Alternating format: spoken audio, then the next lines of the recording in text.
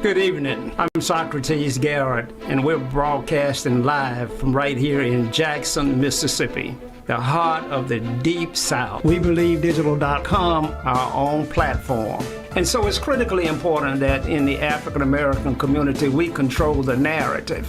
I look forward to receiving opportunities to show and advertise your products for goods and services and to move your brand along in this community. We're broadcasting live on Facebook on We Believe Digital podcast with shows like this to bring articulate, intelligent conversations and dialogue to our platform. So I'm here to continue sounding the alarm. This is how the South is going to rise again.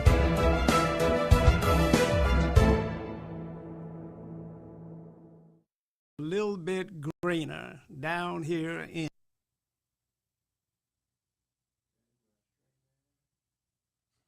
Mississippi. Mississippi, the great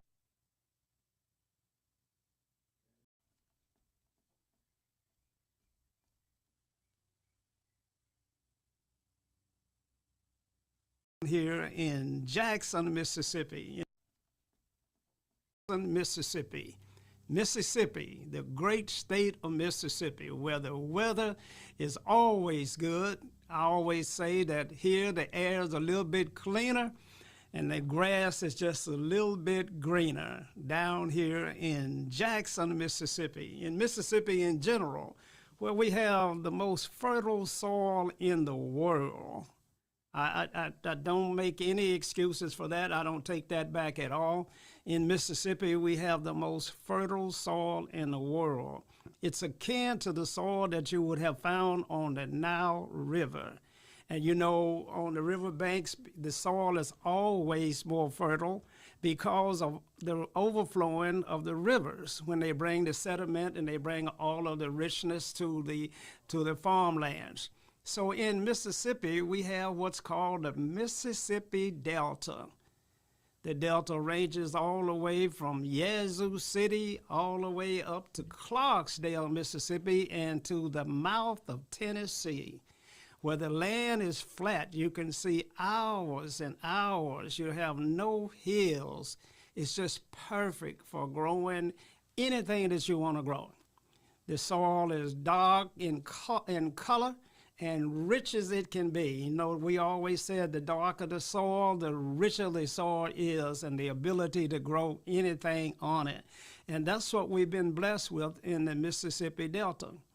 So for years, the farmers there on the plantations were all on the Delta side.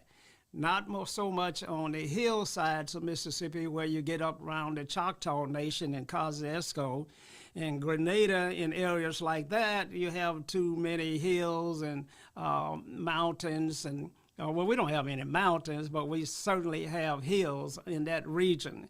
And so it wasn't as ideal for the growing of crops. And then down on the Mississippi Gulf Coast, it was always rich, fertile soil down there as well. So you follow the Mississippi River and you'll follow the best soil in the world. Now, why am I talking about soil today? Well, normally we talk a lot about politics and we talk a lot about our culture and we talk about our history and things of that nature. And we'll get back to that, especially with the month of February being Black History Month. So we're going to spend ample time on dealing with those issues. But today it's on my heart to talk to you about the place that I grew up on, the farm in Farm Haven, Mississippi. That's east of Canton and west of Carthage, somewhere in the middle, 16 miles east of Canton, 16 miles west of Carthage, where we had our own farm. So we got up every morning. When the sun rose, it didn't rise on us because we were already there waiting on it to come up. We'd have our soil tested and we would be planting or we would be harvesting, we would be working with the ground. We had all of the tools that we needed. Some of you may have heard of a middle buster. Oh, Lord, that was a plow that any young boy should have a day or two wrestling with, the middle buster. He'll come out of there thinking about work a little bit differently. And then we would get the ground ready and we would plow it all up, and then we mix all our fertilizers in, and we then would be ready to plant seed. But let's talk about this soil again, because it is the key. It is the foundation of life. Not only does all plants come out of the soil, all of our food comes from the soil. And according to Genesis, man himself came from the soil. So we need to understand soil and how it works. So today we're going to talk about it just a little bit. Now, my job here as the proprietor of this studio is to train hosts that are able to talk about soil and other things and what it means. We have a tremendous amount of farm activity in Mississippi, as I mentioned, with the Mississippi Delta being the base. And as we have a lot of black farmers, or which always struggling, and which I'm always here to try to lend a helping hand. And so we're gonna talk about soil. Now, let's talk about it. In Mississippi, we have what's called Yazoo clay. Now, Yazoo clay is not good to plant anything on. It's an expansive clay, and it just wreaks havoc on foundations in homes and around homes and buildings, because it contracts and it expands and it just keeps moving all of the time. And so on a foundation, it would crack a foundation. So it's no good for that. But if you're building a highway and you want the compaction there and you want to put an asphalt road on it, then the Yazoo clay works well. And we have to make certain that it has a certain amount of clay. It can't be silty sand. It can't be that kind of topsoil, because it won't give you the compaction that you need. So soil has different applications, and so we take a look at it. We want to know, what is the moisture content of the soil? It's critically important that we understand that. What is the pH of the soil? It's critically important that we understand that. And so we look at the plasticity of the soil. So these are the things that we have to know, and the farmers have to know when they get ready to choose where to put their farm. Like everything else, once you have chosen the site and you verify that the soil is of the kind of soil that will grow crops and plants, then you're about the business of preparing the soil for planting. Now, we always prepared our farms for planting in the spring. And so come April, we want the land ready for planting. That means at the end of March, and I'll get this now, March is cold and windy. But at the end of March, we start preparing that soil, because when the spring comes in April, when we have all of the April showers, all of the rainy season, you want your soil, your plants in the ground on the first day of spring. It's critically important that we get that. And so then you do all of the preparations. You go by and we do what we call land the crop by, and all of the soil is around the plants as they come up. And we spend an ample amount of time fighting grass. Grass is a plant and it grows extremely well. Sometimes it grows too well. And so we have to deal with that. And then we get all of the grass out, and then we wait for the plants to do their thing. And Lord, we see that stalk coming up out of the ground. Farmers are going to be walking that field. They're going to be walking it every day, looking for the first sign of a plant or leaf penetrating from the soil.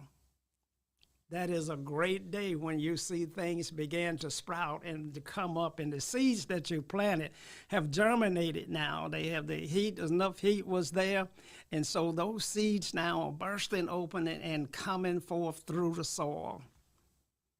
Now, when you see that, you say that's a great day. We're going to have a great crop if the good Lord will bring us a certain amount of rain and a certain amount of sunshine. Then all we have to do, like nurturing a child or guarding against an infant, all we have to do is protect that plant now from all of the parasites that want to feed on it and destroy my crop. And so in Mississippi, back in the day, I know many of you heard about the trouble that farmers had with the boll weevil. He was a dirty, low-down parasite that would destroy your farm. And then nematodes, parasites in the soil attacking the roots of the plants. And we farmers are fighting with that every day. And you've got to have a certain amount of rain, as I mentioned. That's why we jumped to spring in the rainy season, because you have to have rain, and the plants need that to nurture and to grow. You fight the parasites, you did all of the things right, you expect a great crop. Let's just say that we had a great crop and the harvest was plentiful and we took all our products to the market, and all of the outlets, the farmers market and the roadside, curbside vendors, they're selling their products, and we're all eating healthy. You know, there was no McDonald's or Wendy's anywhere where I grew up. We didn't have any of that in the country. And so all we had was a garden, and that garden provided us with everything that we were going to need. We grew everything that we needed except flour. Flour was one of those odd things that you could not grow. You know, sugar was a commodity that was in scarce demand, but we had cane, we had sugar cane, and we made molasses, and molasses was known to sweeten a lot of things, and farmers use that. So we always know how important it is to protect that.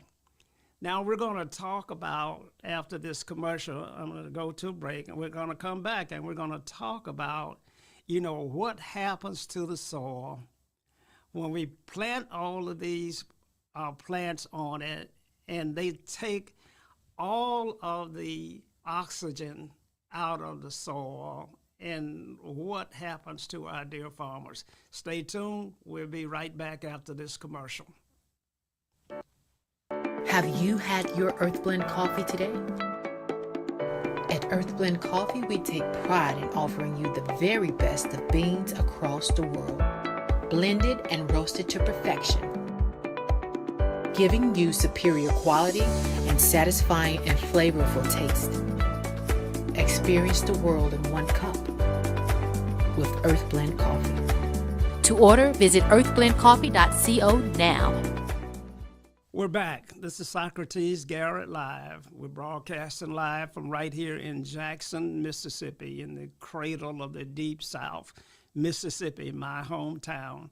I call it a town because in Mississippi we all know one another. You know, we have less than 3 million people in the entire state, so we get to know one another pretty well.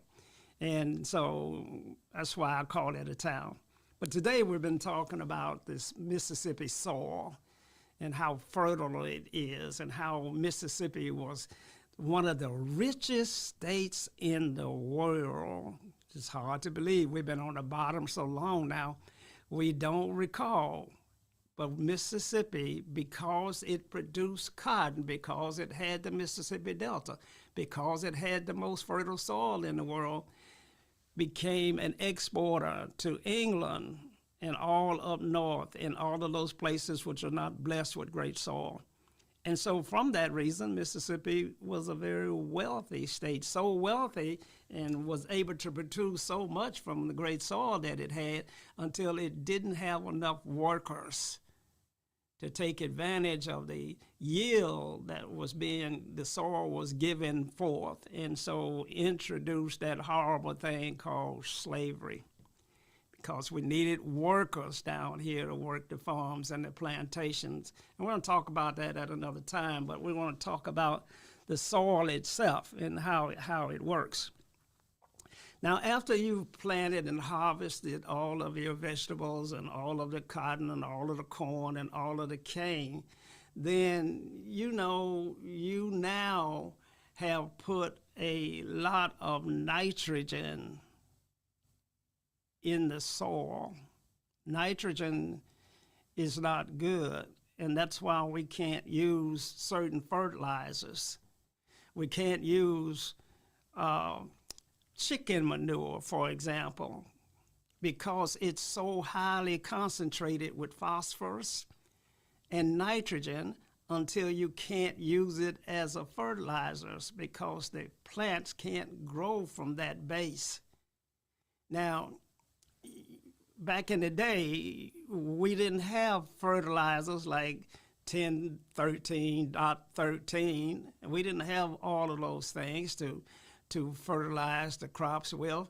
So the farmers use a lot of cow manure. Now, cows are different than chickens.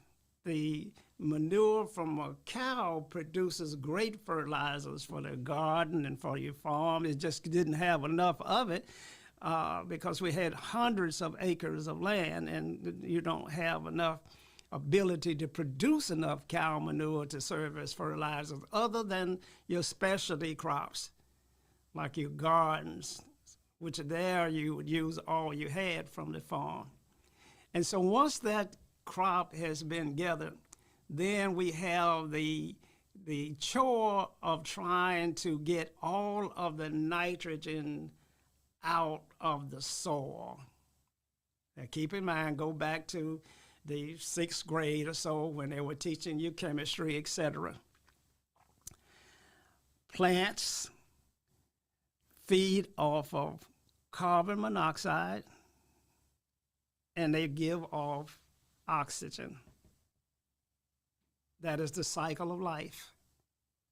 We don't have enough plants to absorb all of the carbon that's in the air or the nitrogen that's in the soil, and so we have these critical climate changes because we're not protecting the atmosphere and the ozone layers because we're putting off too much carbon. Or, said another way, we don't have enough plants to keep up with the production that industry and others are producing in factories. And so we have this great debate that's going on now about climate change and what's causing it. And you have these programs now that'll give you carbon credits. If you would just reduce the emission of carbon monoxide into the atmosphere. Now, let me back up. I don't want to get confused here on carbon monoxide and carbon dioxide. I want to get those two confused because one is coming from a car engine and one is coming in terms of what this plant is feeding on. So, but we have to understand this cycle is critically important that we get this. So the programs now will pay you and enhance you that if you will plant certain plants, longleaf pines, for example, if you will plant trees, which will reduce the carbon imprint, we will pay you, and it's called carbon credits. And also USDA and NRCS, which has been a wonderful sponsor of this program, will keep its wetlands free so that we don't bother the soil and the places that our animals, our birds and our fish and our traveling geese have to stop somewhere on their long flight. And so they will pay you to lease them the wetlands so long as you agree not to plant anything there. So they're protecting the wildlife. All of this is critically important. And so we have this opportunity now here on this program. And I want to go back to finish up my thought a bit on preparing the soil. So once the crops have been planted and harvested, now we have all of this fertilizer that's in the ground because all of your fertilizer is nitrogen based, except when we could use cow manure over in our specialty crops in the garden. But if you go down there and you buy all of this triple 13, that's a nitrogen-based fertilizer. And yes, it is going to make that plant grow, but it renders the soil useless for the next crop. So what do we have to do? We have to fix that. Now, the most common way that we do that is that we'll plant a crop in the off season. If I am growing cotton in July, I'm expected to lay that cotton by early September, October. I'm supposed to be out of the field and the harvest is over. But the soil now is not right for the next year coming up. It's got too much nitrogen in the ground. So what do? We now have to come and we plant hay. We plant any kind of vegetation that will grow in the wintertime. You see, certain cotton won't grow in the wintertime, soybeans, etc. But hay will. And so we play that winter ride that you see the grass. It works in cold weather in the soil. And so we now have to plant hay. We plant hay twice. We want 2 harvestings of hay during our season. Why do I don't need that just because I can sell hay to the farmers in Texas that are experiencing a great drought. I need that because I got to pull the nitrogen out of my soil. So I plant hay in October, November, and I harvest that hay. It pulls the nitrogen out of the soil. I do it twice that year. Then the soil is ready to receive the plants in the next spring that's coming up, and you can now apply the nitrogen again to that soil to give you a great season. These are the things that we are talking about in soil conservation, and we're sharing with our farmers. And we're training podcast hosts every day to be able to go out and do on-site visits and talk to our farmers about climate-smart technology. Now, climate-smart can mean a lot of different things. All of the things I just talked about is climate-related in terms of when you plant, early spring, when do you harvest in October, when do you plant hay to get the nitrogen out of the soil in the wintertime. But there's also now, we did it in gardens because we had the land in the early periods. Farmers had plenty of land, so their garden was outside, specifically set aside for growing the things that you wanted to eat that year. Now, we don't have that kind of land, and most of our people are in the urban areas, so we now have to have climate-smart technology. So you see a lot of these greenhouses popping up all over the state, designed to give you, to protect you from the climate. They can be air conditioned. Some plants require air. They can be heated, keep the temperature sound inside of the greenhouse. You have your irrigation in there, and you can grow all year long in your greenhouse. So you'll see a lot of that that's popping up all over the state. That's climate control technology. That's what that is. Now, greenhouses still take up a lot of space and a lot of land. So you don't see a lot of greenhouses in city limits. So you still have to have land to do that.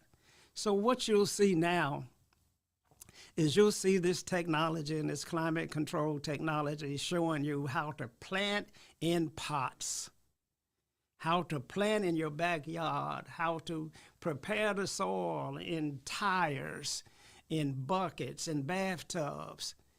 Anywhere that you can have the space, you can now grow your own food, enough for your family to feed you all winter long until the next planting season comes when you can get back outside, or if you have a small family, it'll serve you all year long in that capacity. So we're going to be talking about these things each and every week as we go along. We're going to do a lot of site visits. We're going to share you, talk to these farmers as we already have. We've been out to Footprint Farms and talked to Cindy Ayers Elliott out there. We've talked to Wade, who's got a beautiful farm up in Madison County. We go all up in the Delta talking to Willie Johnson about his farm up there. And some of the best people in the world. Farmers are the backbone of America. This has been Socrates Garrett Live, coming to you from We Believe Broadcast Studios. Our program is being broadcast all over the world in over 139 countries. You can catch us on Facebook, on YouTube. Subscribe to us. Send a shout out. Subscribe to the program. Follow us. Check us out on Instagram, on TikTok, X, and we now believe that Twitter is in the house. So check us out there. Until the next time, stay safe, protect the soil. Good day.